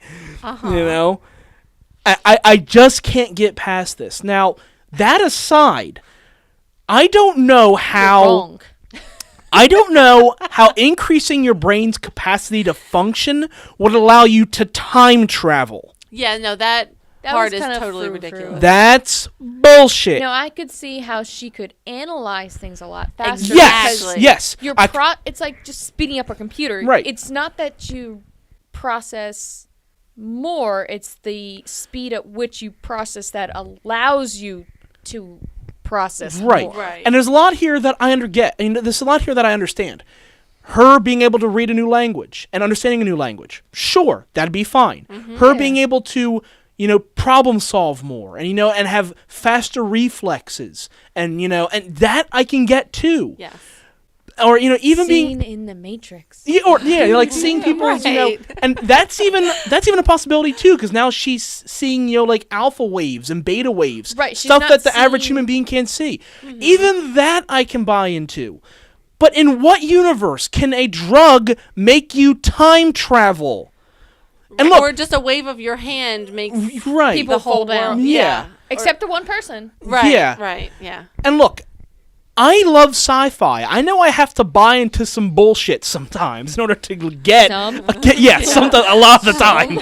I get that I have to buy into ridiculous premises sometimes, but I can't buy into this. I can't. This entire premise, and I understand you're playing devil's advocate as far as the 10% thing. Right. Even if you can get past that, there's Right. stuff in here that's just bullshit. Oh yeah, I know. And a lot of people are like, "Oh my god, it looks like such a good superhero film, but it's not a superhero film." It's like, "No, this is bullshit, guys. Don't buy into this." I mean, if they were making it like a superhero film, sure, I could follow that. But that's not what they're going for. They're trying to be more Realistic. Yeah. Versus like Resident Evil where they had the T-virus where it enhanced everything. Right. Yeah. And I know, and it just makes it funny because at the end of the film, when she starts running out of the drugs, what's gonna happen? She's gonna be like on a street corner, like, "Come on, man, I'm jonesing for some more blue goop, man. Come on." Yeah, but is it something I want to that read Chinese alters- again, man. Yeah, but do we know whether it alters her permanently or only while she's on the drug? We don't know. Because if it physically changes her body, or her chemical makeup, then Yeah. that's a whole nother thing right there. Right. Yeah. Right. And we don't know. Yeah. We don't know. It's still early to tell on this, You but gotta go see it. right. Or I'm Yeah, just saying right exactly. now, everything in here, usually I'd be really excited for in any other film, but I just don't like where they're going with this. So I'm not looking forward to it. I am dreading it. Yeah. I mean, if they took out the stuff that is just utterly ridiculous, then I would be more inclined to see it. Yeah. But I agree. no. Yeah. Yeah. Waving your Um, hand and having buildings unbuild themselves doesn't right. make any sense. And the only way I see them writing that off is like maybe she's not actually changing time. She's just seeing into the past. And even so, I still can't buy into it. I don't understand how your brain could function that way. Right, yeah. But yeah. It's because you don't time travel. Duh. You don't know the secrets, Mike. Because you're wrong. You're wrong. wrong. And here's why you're wrong. have Because to fuck you. You have to eat the stale Triscuits to be able Yes, to... give me the Who's stale slightly Triscuit. poisoned. What do you choose? Do you choose the fresh Triscuit or do you choose the stale Triscuit? The stale Triscuit is red. If you eat the fresh Triscuits, you'll wake up in your bed and believe whatever you want to believe. You eat the stale Triscuits. You stay in threading and dreading. And I show you how deep the rabbit hole goes. Wow. Yep. Moving on from that. Our next film we have up, which just because of who's in it pisses me off. Blended. Hello, everybody! This is pretty cool, Mom. What is he doing here? Is this a sick dream? Do I have a new mommy? Isn't this place fantastic? So romantic. We are not dating. My mom is friggin' hot. Ew. No, not hot. That's just wrong. This is so pretty! Wow! We're out of gas! What? Start running fast! Get those legs going! Look, I think I've expressed my views on Adam Sandler several times on this podcast. Every one of his films is I thought you loved him. Loved every single one of his movies. movies. I will kick you out of this house. Stop. Look. I'm being scolded, everyone. Yes, you're being scolded. Stop it. Look, Adam Sandler's films are now just tax write-offs. That's all they are. You're wrong. No, I am not wrong. If you've noticed, every one of his films for the last 5 or 6 years has taken place in some exotic location or in some theme park. That's because he's having the film shot in this location, and he'll do 3 days of shooting and then 2 months worth of vacation and puts it on the studio's bill. So he just gets all his friends together to go to some great location and just vacation for a couple months. And it's free. The studio just pays for the whole thing. It's bullshit. And in the meantime, he's making a bullshit film. Well, he keeps getting away with it, so... Because people are idiots! People need to stop seeing these films. The last few films he's made, oh my god, that's my boy. Just go with it. Jack and Jill. Grown-Ups 2. They're all bullshit. Stop seeing these films, people. Please. You're just feeding into this bullshit. It's a cycle. Stop it. It's a vicious cycle. It's a vicious cycle. Yes. Stop seeing these movies. Oh, it hurts my head. I don't think I got that point across. Can you say all that again, Mike? Just a finger. I'm going to give a middle finger to my Skype. I don't think you were speaking quite loudly enough. I need you to enunciate. On the count of 4. Ben's going to kill you. I know. I love Ben. Oh my god. Yeah. Okay. Does anyone else? Go ahead. I just want to cut you off because you'll just keep going. And Okay, no, yeah. I was pretty much done, but go ahead. Oh, thank God. He was done raging. I'm never done raging, but go ahead. The only thing that I found entertaining in this trailer was Terry Crews when you first see him. And yes. he's, like, singing and dancing to that song. Other than everything that, is made better with Terry Crews. Yes. I will agree with that. That is actually one of the highlights of this trailer. Terry Crews did make me laugh, and like Ben said, there is nothing that Terry Crews is doing right now that isn't fantastic. Euro trading. Yes, Euro training. Oh man, just even commercials, just the Old Spice commercials crack me up.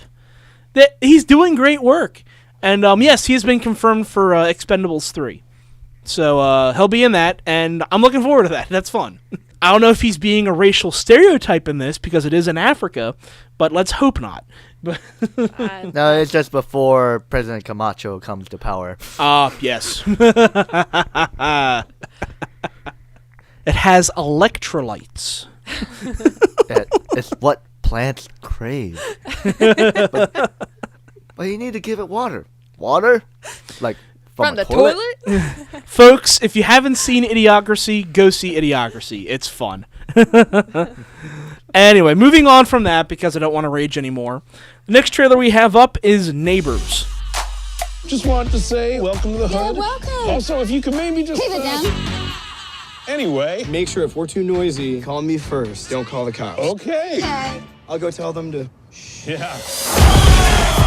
Are you ready for a show?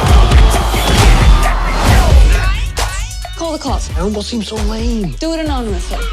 It's a good idea. They do our dirty work for us. Oh, no. You sold us out. You called about your neighbors? No. We have call ID. We're cops. Everybody has call ID. You guys just woke a sleeping giant. Welcome to the darkness, bitches. Keep it frat broke into the car and stole all the airbags. So weird. Why would they just break in and steal the airbags? I don't know. We should follow police. Delta Psi has the upper hand.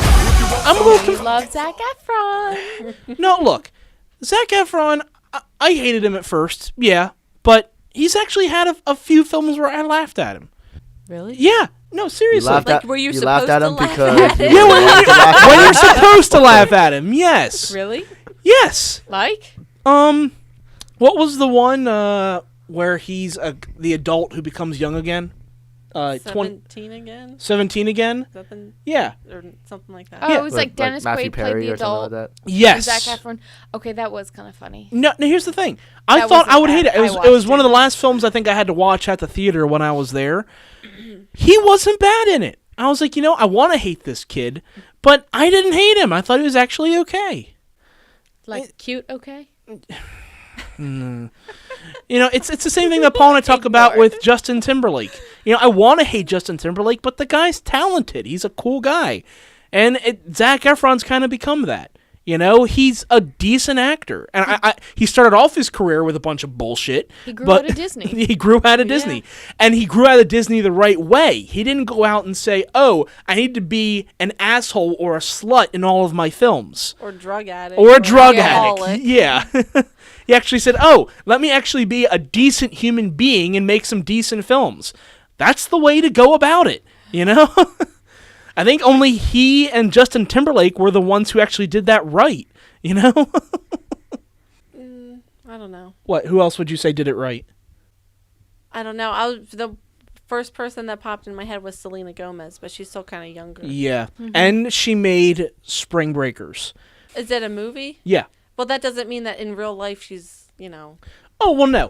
but addicted to drugs. And No, I know. This is a crazy person in a personal life. But it's the whole Jessie reaction from Saved by the Bell.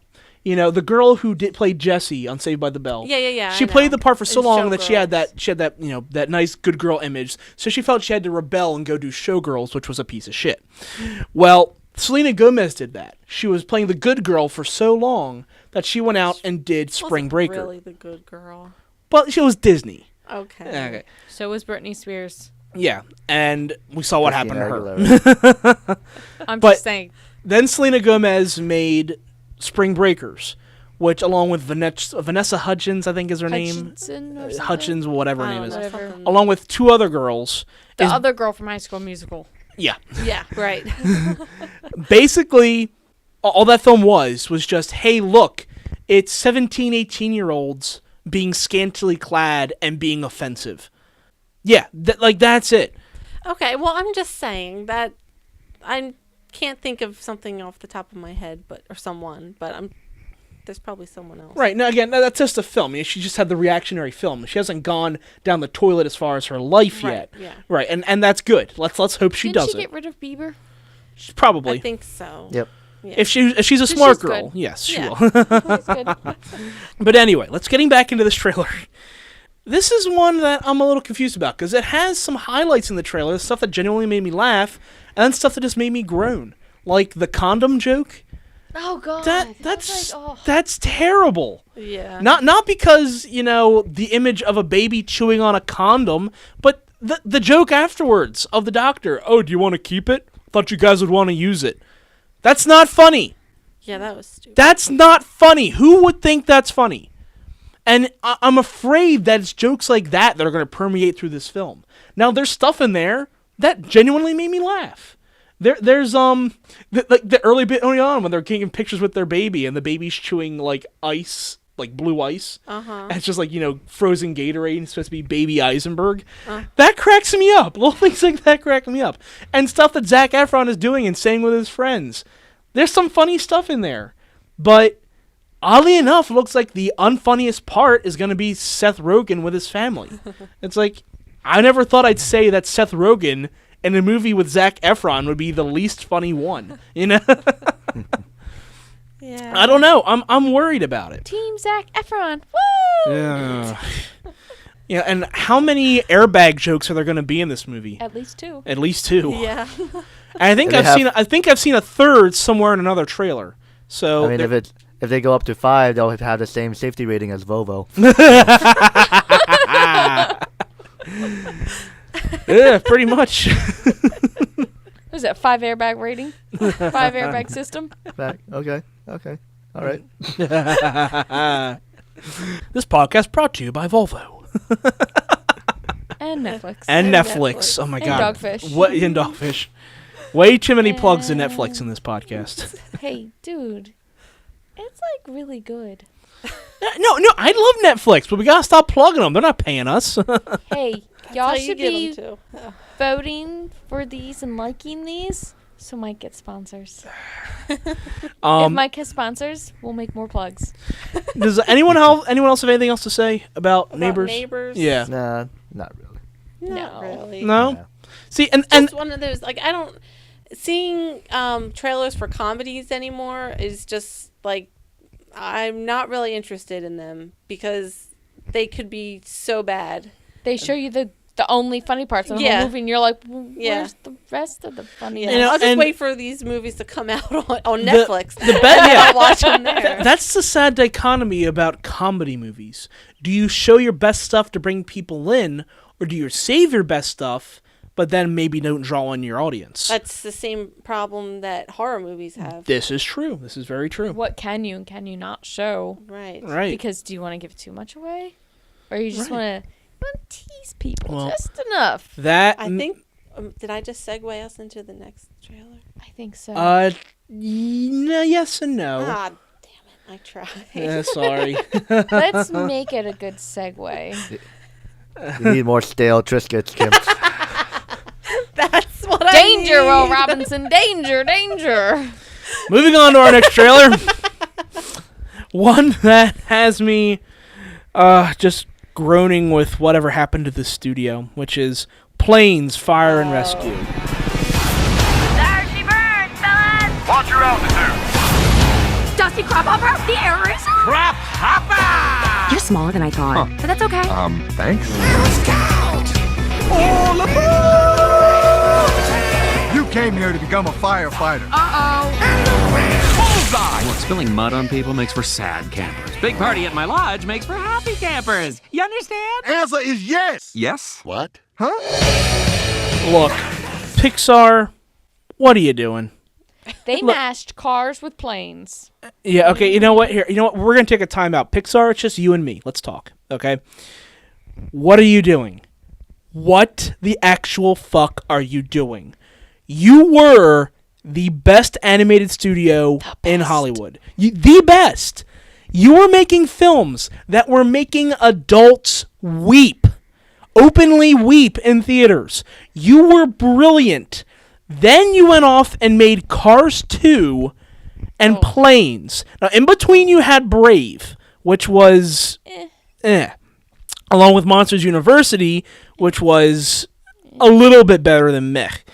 Now you have Planes, Fire, and Rescue. Stop it. Stop it. I'm going to send you into the corner with Blue Sky Pictures. Stop it. And then you know Bad what's Pixar. next? Bad, They're going to bad make Pixar. trains, except they're going to be voiced by Chinese people. Oh, my God. Why would trains be voiced by Chinese people? Because Chinese people built the railroads, motherfucker. No, Ben, you missed the joke. They actually had a Pixar short for Cars where it was like Tokyo Drift, where Nader actually goes to Mater, Tokyo. not Nader. What is it? Mater. Mater. Oh, Mater, Like sorry. Toe Mater. Oh, okay. Get it? Nader? Yeah, Nader, sorry. Yeah, Like he's Ralph Ralph- Nader in car Ralph form. Nader. Yeah, sorry. Mater. He actually goes to Tokyo and enters into a drifting competition. And here's the thing. When you see them, all of the Asian cars have big blue eyes, like anime eyes. And like they did it as like on purpose to just say, look, we're not racist. We're not racist. and it was kind of a shame because, you know, I'm sitting there watching it. I'm like, you realize that if these cars were driving in America, they'd just be bumping into everything. But No, they can't even move because they already crashed even before they left. But I understand why Pixar is making these films. As much as I don't want them to, I understand. Because this is how I explained it about Cars and Cars 2. when Cars came out, the first Cars, it wasn't exactly a success, but it wasn't a failure either. And it wasn't a failure either. But critically, everyone was just like, all right, this wasn't bad. The story was generic, but the animation was okay. No one hated it, but no one really liked it. It did have some good Right. lines here and there, though. And again, and in the box office, it did solid. It made its money back, and it made a bit more, you know, a little more than double its budget, which is considered a success. The turning point is when Disney sold $250 million in toys. Just toys for Cars. And then Disney went to Pixar and said, you're going to make another Cars movie. And John Lasseter said, I don't want to make another Cars movie. And Disney said, no. You are going to make another Cars movie.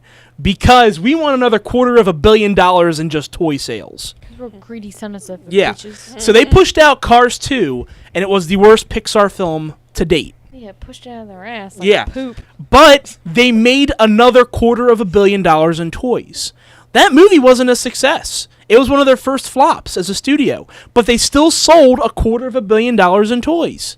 Now they released Planes thinking they're going to just sell as many toys. And now, Planes, Fire, and Rescue. They're just going to sell more toys. Fuck the script. Toys. That's all these films are. And it's a shame that they had to keep going back to this universe. And like Ben said, I'm expecting there to be a Trains movie next. It's going to be Planes, Trains, and Automobiles. Fucking Pixar, stop it! Boats. You could say that they could do that with any cartoon and sell toys, because I haven't seen any, either Rio or Rio 2, but at where I work, they sell the place that will not be named where she works. The location in which I receive paychecks from. Yes. We sold plush animals and books for Rio 2, and we have pretty much completely sold out. Really? Yes. That's shocking. Yeah, so it doesn't matter. Like with kids, they just want toys, so you put out any movie and you make a toy from it, and kids will want it. That's true, but I think you have to remember that toys for the Cars series will be mostly mechanical, so they're going to run all the more. They're all the more expensive, so Disney can jack up the price on them. With Rio, you could sell stuffed toys, you know.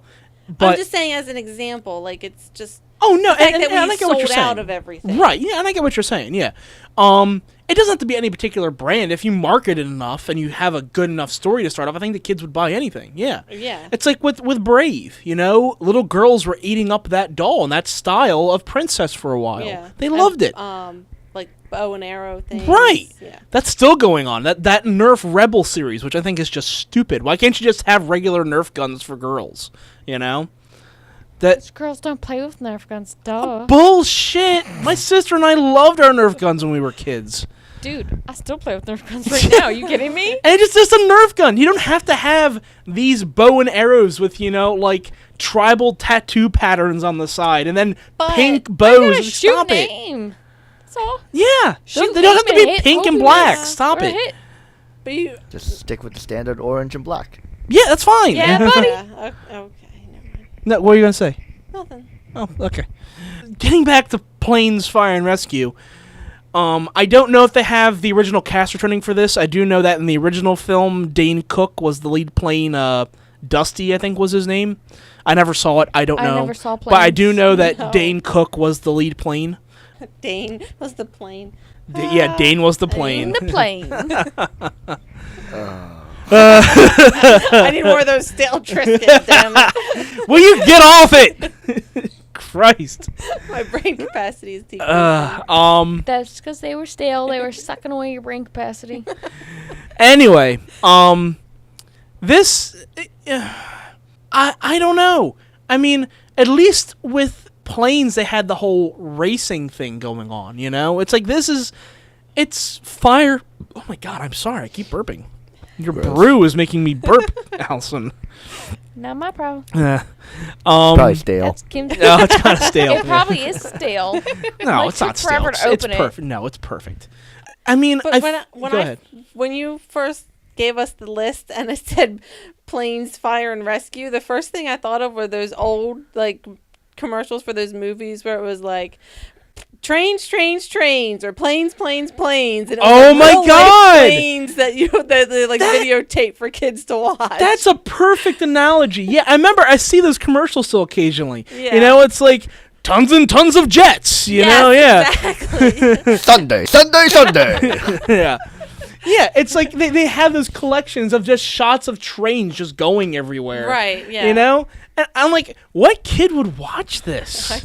I don't know. I don't know. I mean, now look, admittedly, when I was a kid, I collected videos from the Weather Channel about tornadoes. Because I was a nerd. Awesome. Nerd. You just needed Sharknado. No, but Exactly. but you could learn stuff on that, you know, unless you're sitting there learning about diesel locomotives in these videos. I've never seen I don't know. one, so I don't know. But that's just the first thing with that title, Planes, Fire, and Rescue. Right. That's what I thought it was. I was like, all you see in that series would just be a bunch of planes flying over, you know, Yellowstone, putting out fires, and that's all it is. I thought that's all this movie was about. Yeah. Pretty much. But it still has clips of like racing Intermittent. planes. I don't understand. I don't know. It They're looks like all in it's like pieces. I don't know what's going They're in on. pieces. Yeah, like it's in like you had the fender here, the engine here, steering wheel here. You know, pieces that are supposed to be put together. Well, back together. What? You lost. You've lost us, Allison. Okay. You can have like pieces of cars. Right. I know, but what are you saying? They're showing things in pieces. Are you saying there are planes falling apart in this, like dying? In the Pixar movie? Probably.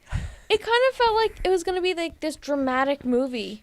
Like there's actually going to be death, like planes are going to be dying in these fires.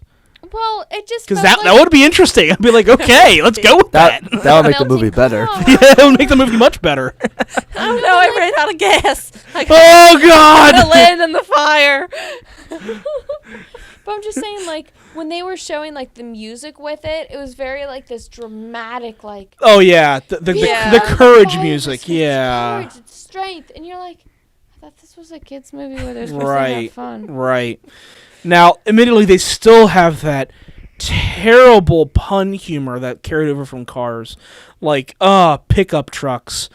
Oh, my God. Those puns. I'm so tired of those puns. Is that any better than the puns that you say every day? Yes, they're much better than the puns that I say.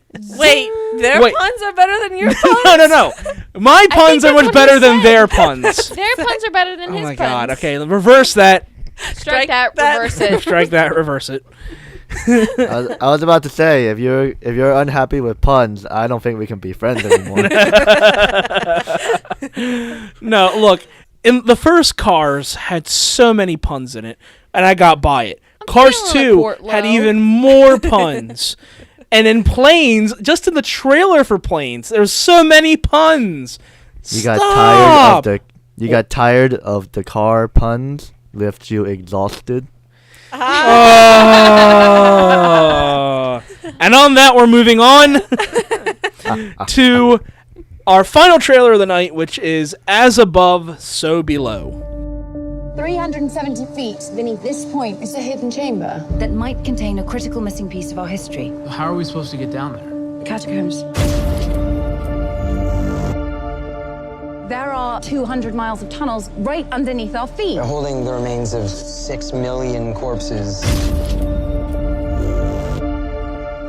Stop. This is the Empire of the Dead.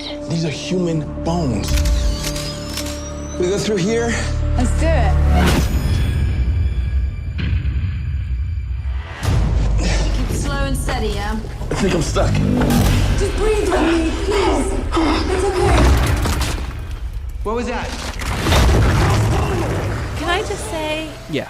when we first started watching this trailer, I was like, oh, this looks really cool. This could be a really good, scary movie. Mhm. And then the trailer kept going and going, and I feel like they told us every single thing that's going to happen. They did. In this movie, and now I don't want to see it. Too much. Yep. It was Exactly. TMI. They kind of just followed the first rule of every horror movie, which is the black guy always dies first. They show you that in the trailer. Black guy. It's almost like he's sacrificial. They bring him along like, look, we know you've got to die.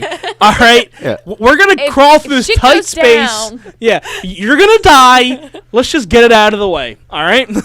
See, what horror movies teaches you is that if you're going to go into the scary woods in a cabin, what you need to do is you bring a black friend. And then the black friend will be your sacrificial friend while everybody else tries to escape. Just make sure he's not You too also, close of a you also need a skank, a philosophical stoner, and a jock. Yes. Make sure you And are... the virgin. And the virgin. Don't forget the virgin. No, you are And the virgin. You're the virgin. I'm the virgin? No, the person that is going out with these other people. What? Projectionist a virgin? I was like, Kim, this is news to me. No, I meant the person, like if you're saying, oh, I'm going to go out to this scary place, let me make sure that my friends are a whore, a jock, and whatever, stoner and brain, then I will be the virgin You're playing who survives. Okay, I get you. You're playing the role of the virgin. Okay. I'm sorry, you lost me for a second. I got you. But, again, well, I guess it's more of the, what Sigourney Weaver... At the end of the movie, she's like, we make do with what we have. Right, yes, exactly. Nice. It's not that we want her to die. She has to die. Right. But at the same time, if you and all your friends are kind of skanky, none of you can really play the virgin, so you're pretty much all just doomed to die. Well, maybe it's the one who's the least skanky? But if you're still skanky, you're still going to die. And, I mean, if you have a movie starring all black people, the movie's going to be over in 10 minutes. So. No. There is a great spoof of that was on Spill.com way back when they reviewed Paranormal Activity. They said, here is Paranormal Activity with black people. Opening credits, Paranormal Activity, and it cuts to the family. We gone! End credits. Because seriously, black people do not play with that shit. They say, we are out. But we as white people, we like to play with the ghosts, We set up scenarios. We set up dust for them to walk through. And, we leave doors cracked open for them. We always have to split up somehow. Yeah. Yeah. I'm saying we as if I'm also white.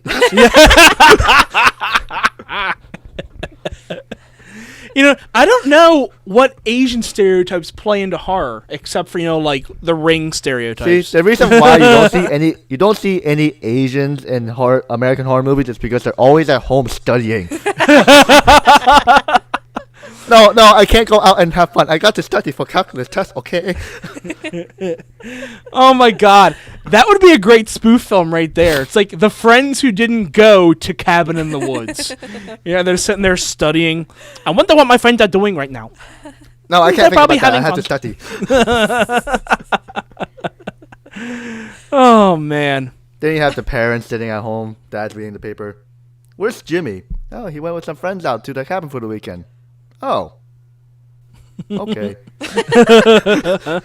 Oh, the Phillies won. Anyway, getting back to this trailer. I completely agree with what you said about this.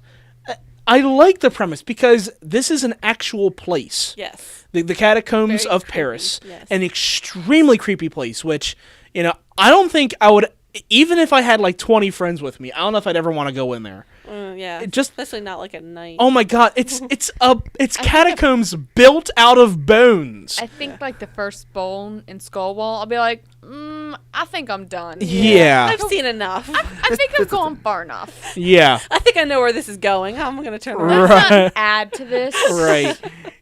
Now, I like where this trailer is going. I like the idea of, hey, they go down and explore this, and they discover somewhere new, and they can't get out. But also, things are changing. Right.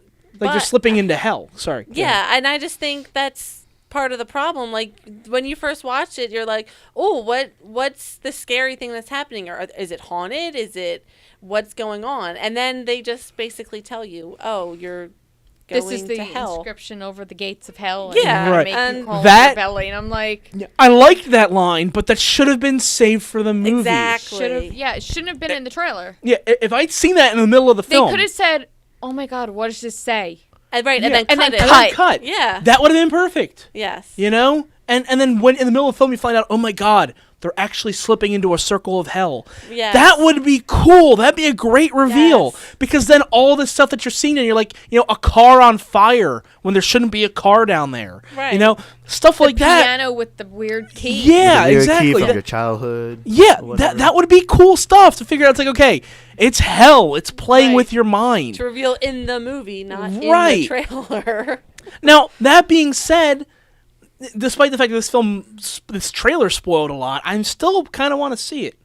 Yeah. Because again, the location is creepy as fuck, and the fact that this place we know actually exists. It's not like the Amityville Horror, where a lot of it's just made up bullshit. Right. Not a whole lot has been done about these catacombs. We know they exist, but there was one movie that was on FearNet that I think was just called Catacombs.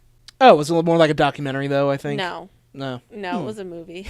Oh, okay. It wasn't great, but anywho, continue. Anyway, I'm very intrigued by this, and again, I'm sad that the trailer spoiled a lot, but I'm really looking forward to this. Yeah, hopefully, there's still stuff that is unspoiled. Yeah, right. But And I hope it doesn't go the route of something like Quarantine or Wreck, where like the last shot you see in the trailer is like the last shot of the movie. Yeah, I hate that. And it's like, just a person being dragged off screen and that's it. Now, of course, a lot of found footage films will do that, where the camera just like falls to the ground and then there's nothing. That's okay, but don't show it in the trailer if it's Right. the last scene of the movie. I hated that Quarantine and Wreck did that. It ruined the end of the film. It's like, why would you show that in the final scene of your trailer? You spoiled your movie. Not like just spoiled some aspects of it. You spoiled the entire movie. Why would you do that? Yeah. Now, on a side note, I do want to mention this real quick, because Kim and I admittedly do watch this guy occasionally. Not a lot, but occasionally, because some of the stuff he does is funny. PewDiePie is actually having a collaboration with this film that is going to be coming out in a couple weeks. The studio is paying him to go to the catacombs alone and walk through them with a GoPro on. Oh my. Yeah. I can't wait to see that. They're paying him to say, okay, we want you to advertise this film, and you have to walk through the catacombs alone. Jeez. Holy shit. I would shit my pants in the first 2 seconds. Be like, we're done. Oh my god. I couldn't just use this footage really slow. I could never walk through that place alone.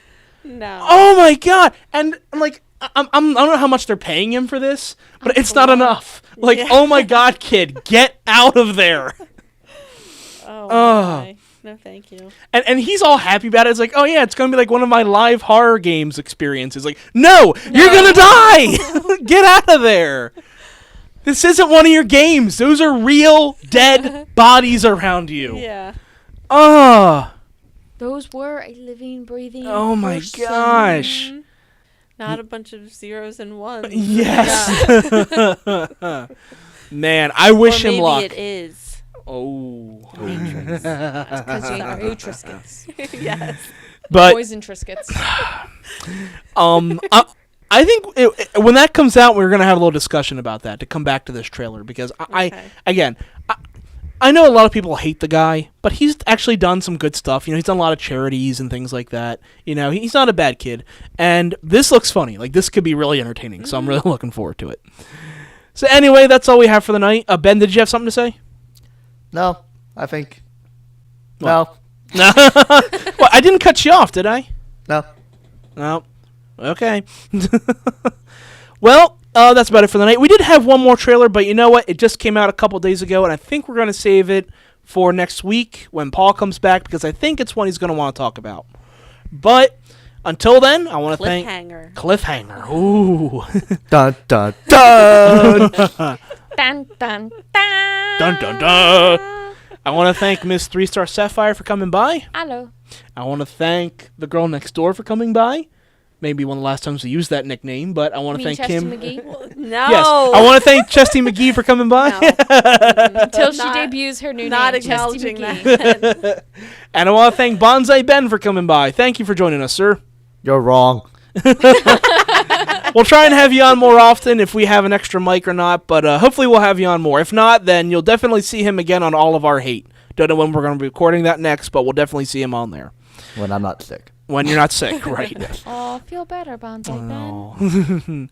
And I, once again, am the Projectionist. Thanks again for tuning in, guys. Have a good night, and take care. Adios, amigos!